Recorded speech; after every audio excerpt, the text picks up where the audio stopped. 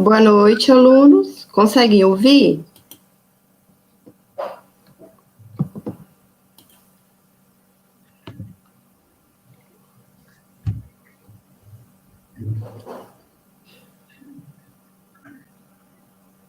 Vocês conseguem nos ouvir?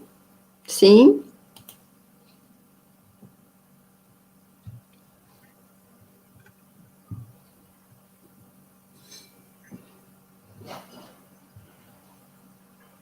Ai, deu um problemão aqui, professor. Eu vi até uma mensagem do Hugo ali. Então. Pessoal, escrevam aí no chat pra gente. Vocês estão conseguindo ouvir a gente? Isso.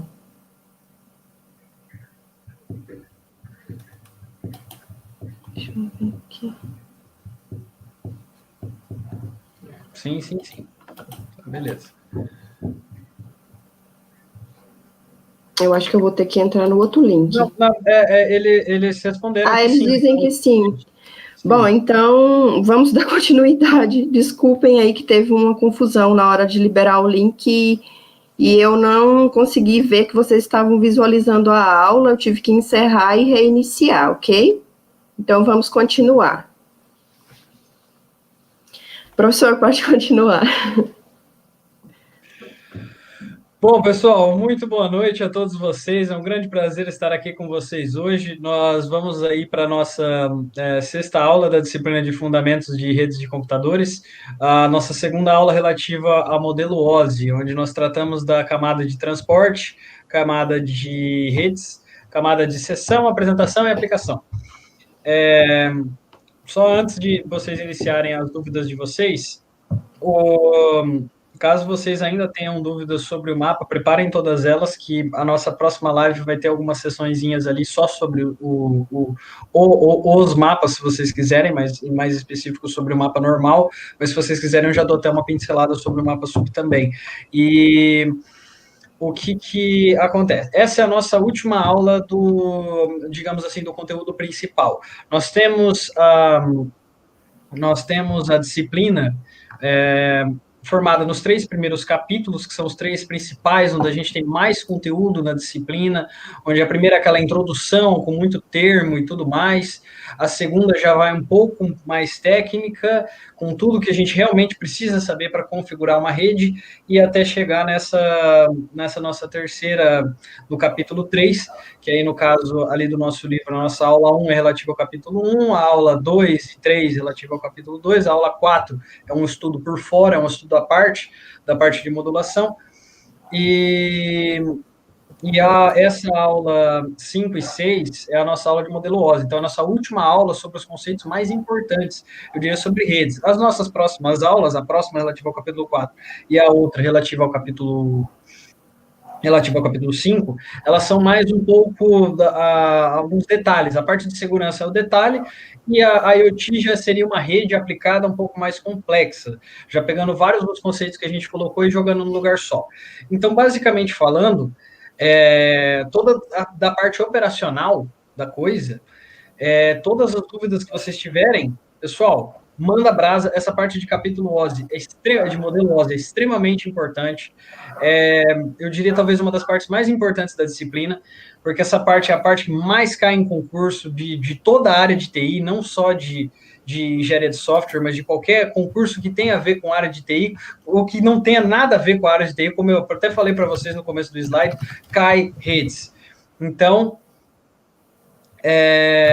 o Michael, só respondendo a sua pergunta, existe um mapa sub, mas ele é só para quem precisar fazer. Não se preocupe, o mapa é apenas um, mas de qualquer forma, eu vou citar para quem precisar fazer o mapa sub, eu vou estar dando uma outra dica sobre ele na aula que vem. Quem ainda tiver, apesar das dicas da aula passada, tiver algumas dúvidas em relação ao mapa, tragam para a nossa próxima aula. Nossa próxima aula nós vamos ter um tempo bom ali só para tratar sobre os mapas. Pessoal, dito tudo isso que eu disse, vamos iniciar nossa sessão de dúvidas. Por favor, mandem todas as suas dúvidas relativas a modelo OSI. Dúvidas, comentários, quem quiser abrir alguma discussão, alguma pauta também, podemos falar sobre isso. Tudo que tiver na minha alçada aqui, vou fazer o meu melhor para responder da melhor maneira possível. Primeiramente, vamos para a parte mais técnica da coisa, antes de abrir um pouco mais geral. Vocês têm alguma dúvidas relativa às 5 camadas aplicadas na nossa sexta aula, relativas à camada de transporte, camada de redes, camada de apresentação, sessão e aplicação?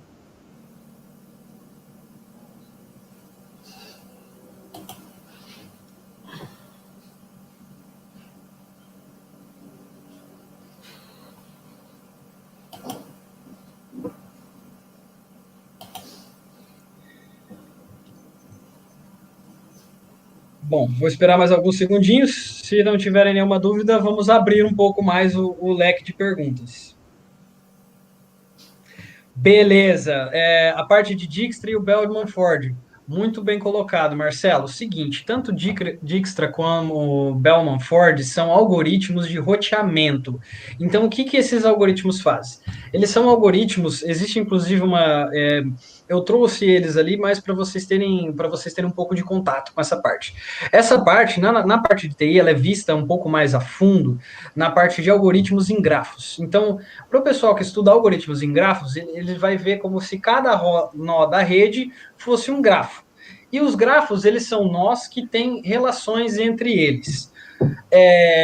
Isso é aplicado para um monte de coisa, ele vai para a parte de fluxo. A parte de fluxo é muito legal de falar, porque, por exemplo, a gente imagina nossos encanamentos, existe os encanamentos da água, fluxo d'água, é aplicado algoritmo de Dijkstra e o Bellman-Ford também, para encontrar qual o melhor caminho para algo sair de A para B. Isso vale para uma série de circuitos elétricos de redes de alta tensão que você quer encontrar o melhor cabeamento.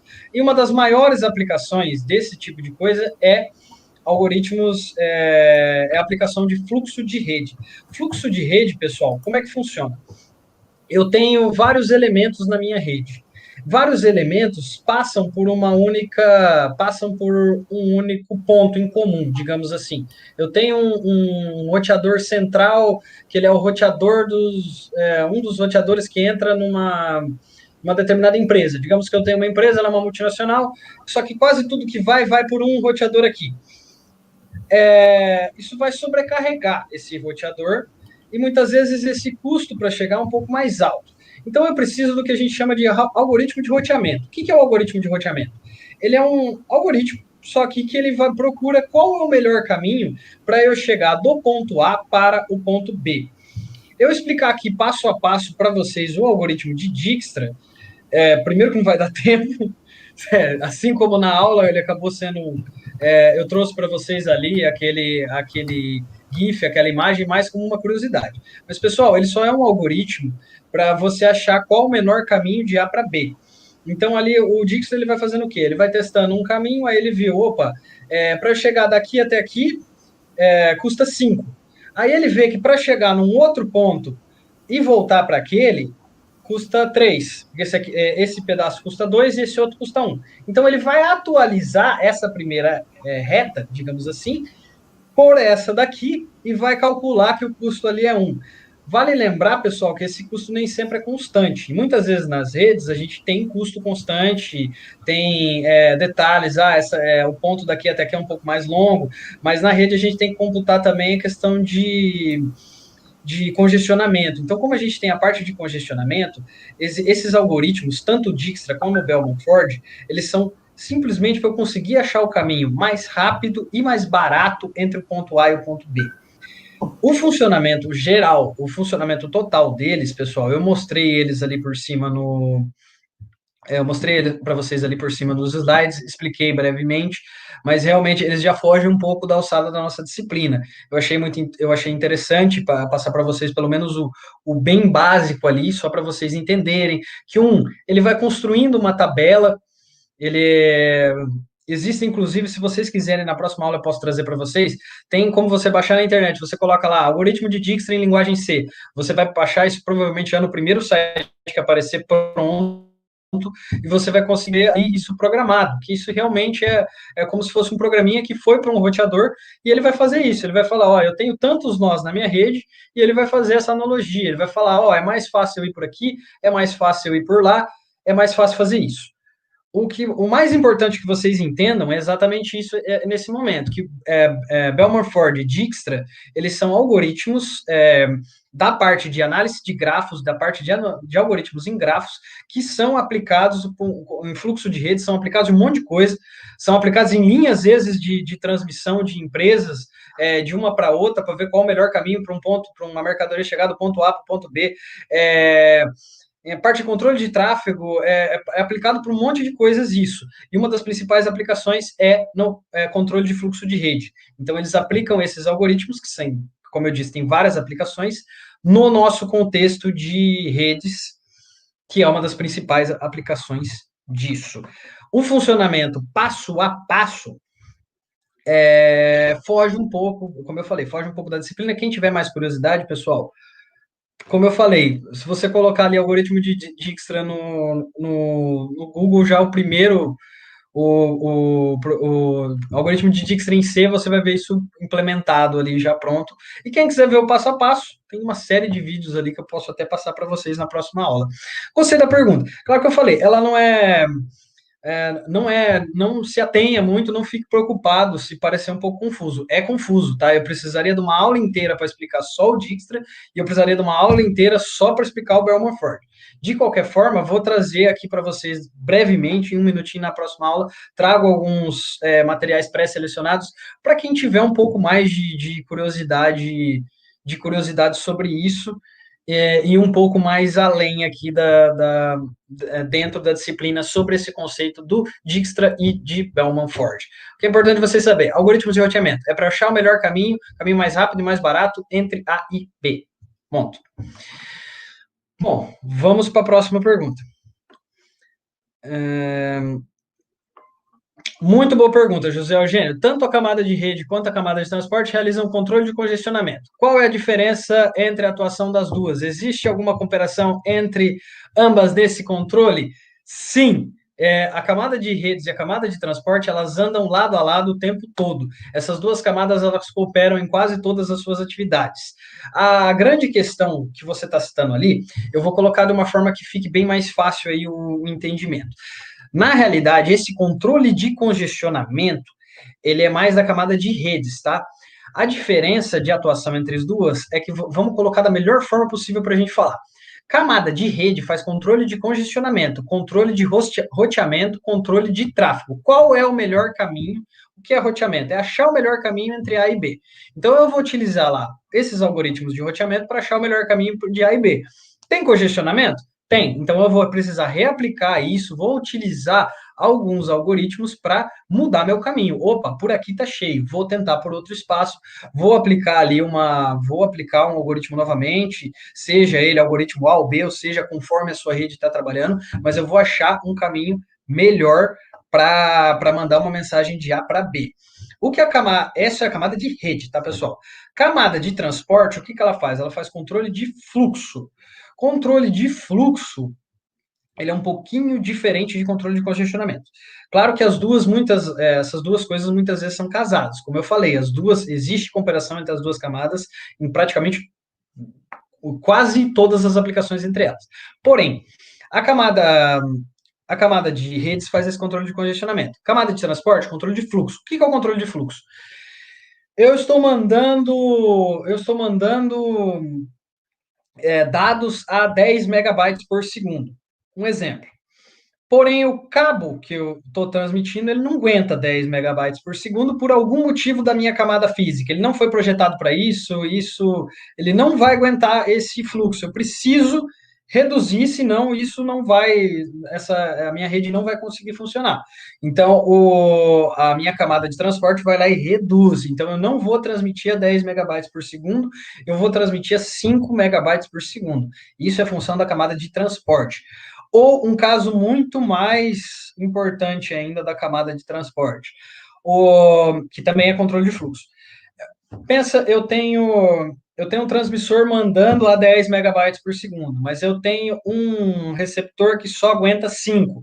Mesma coisa, ele vai diminuir para 5. Então, eu vou reduzir a quantidade de informação que pode chegar até lá. E eu tenho um. Aí, agora que nós vamos casar as duas camadas. Aí eu tenho o segundo, terceiro, quarto transmissor. Os dois estão transmitindo, os quatro estão transmitindo a 10 megabytes por segundo. Mas o meu receptor só aguenta 10. Então tá vindo 40 de vários diferentes ali, e aquele receptor só aguenta 10. Então, é função da minha camada de transporte reduzir as taxas de transmissão dos meus transmissores para ali, nesse determinado exemplo, 2,5 megabytes para chegarem 10, então, no meu transmissor. Aí a camada de rede vai ver, pera lá, mas esse transmissor, a minha informação não vai, eu estou mandando de A para B, digamos. Esses 4 elementos aqui estão mandando num ponto A para um ponto B central. Aí um desses elementos ali, o A1, por exemplo, ele não quer mandar informação para B, mas ele precisa passar por B para chegar até C. E ele quer mandar para C, na verdade. Então, ele está mandando a 10 megabytes por segundo, está precisando ser reduzido o controle de fluxo pela camada de transporte para não sufocar ali o ponto B, para não sufocar aquele elemento do meio, para chegar, então, para chegar ele só como alguém no meio do caminho no elemento C. Aí a camada de rede vai entrar em ação e falar, pera lá, esse nó aqui está congestionado, eu posso mandar isso aqui por outro lugar para chegar até C. Eu não preciso necessariamente passar por B. Eu posso mandar essa informação, por exemplo, para D e voltar então de D para C sem passar por B. Para que então os outros elementos, os outros 3 elementos, A2, A3 e A4, que estavam mandando para B, possam mandar a uma taxa um pouco maior. Então, essa é a analogia entre as duas camadas. Uma delas vai controlar o fluxo entre transmissão e recepção. E a outra delas vai controlar o caminho que você vai fazer para chegar de um local, de um ponto A, de um transmissor A, para um transmissor B.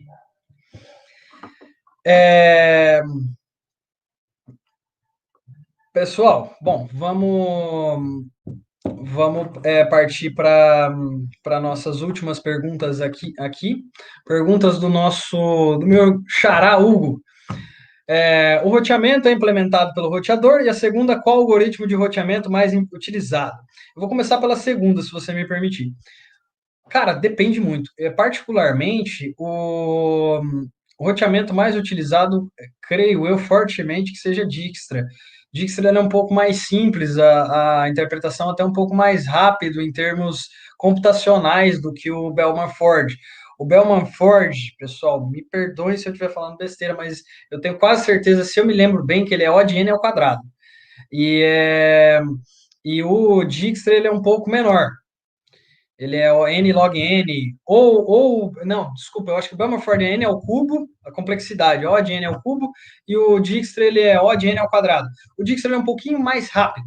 O Bellman Ford, ele é um pouco mais complexo, é programação dinâmica. Então, se eu precisar refazer alguma parte da minha rede, ele é melhor. O Dijkstra, ele é mais rápido para eu fazer a primeira vez. O Bellman Ford é para eu ficar atualizando, se eu tiver ali minhas instâncias já na tabela, para eu atualizar ele é um pouco mais rápido. Então, tudo vai depender do tamanho da sua rede. Então, na verdade, falar um é mais usado, um ou outro, é meio complicado. O que eu posso dizer a primeiro momento o Bellman Ford, ele é mais lento de realizar do que o Dijkstra, só que eu já vou ter a minha tabela, a minha programação dinâmica, que se eu precisar reutilizar caminho de tal para tal, eu já tenho esse valor salvo. Então, isso ajuda, e muito, quando eu preciso ficar refazendo roteamentos frequentemente. Já o Dijkstra, ele é mais rápido a primeiro momento. Ele vai ter ali uma complexidade um pouco mais baixa. Para encerrar, o algoritmo é implementado pelo roteador? Cara, depende. Depende muito. Depende muito da configuração da sua rede. Ele pode, sim, muito bem estar implementado no roteador. Ele pode estar implementado em outros elementos que você botar. De você botar, por exemplo, do meu roteador eu vou para uma nuvem. Aí da nuvem eu vou voltar. Então, esse algoritmo pode estar implementado na nuvem. O roteador é, obviamente, um excelente elemento para ele estar com o algoritmo de roteamento. Então, sim, ele pode estar implementado no roteador, assim como também, dependendo dos elementos que você tem na sua rede, pode estar em algum outro elemento. Mas sim, podemos dizer tranquilamente que ele está implementado no roteador. Pessoal, deu o nosso tempo da aula de hoje. Agradeço muito a presença de todos vocês. Retornamos semana que vem. Espero que vocês aproveitem bastante a aula de segurança, que é a nossa próxima aula. E é isso aí. Vou passar a palavra para a Amanda, se ela tiver algum último recado para dar. Obrigada, alunos, pela participação, pela companhia. Na próxima semana, o professor Robson retorna e vai estar tudo ok. Participem da enquete, eu postei o link aí, vou postar agora novamente no final. Deem o feedback, né, sobre a aula, que é importante. Desejo uma ótima semana a todos. Obrigada.